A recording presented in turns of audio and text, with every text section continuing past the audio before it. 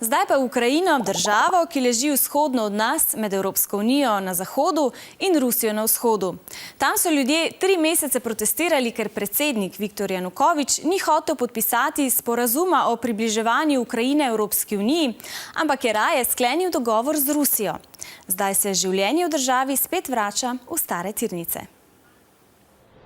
Na trgu neodvisnosti, kjer je še prejšnji teden na stotine ljudi protestiralo, je danes mirno.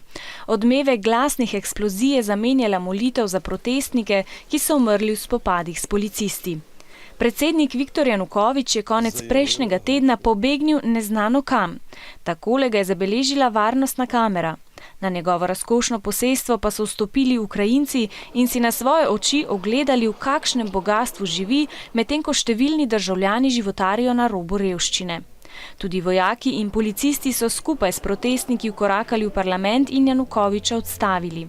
Imenovali so novega, začasnega predsednika Oleksandra Turčinova. Parlament je že sprejel novo ustavo. V njej je določeno, da ima predsednik manj moči, kot jo je imel do zdaj.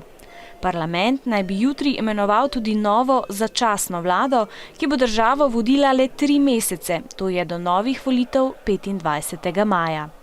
V Ukrajini se tako začenja novo obdobje. Novo vodstvo države pa je že izdalo nalog za aretacijo odstavljenega predsednika Viktorja Janukoviča, ki ga obtožujejo krivde za smrt velikega števila nedolžnih civilistov.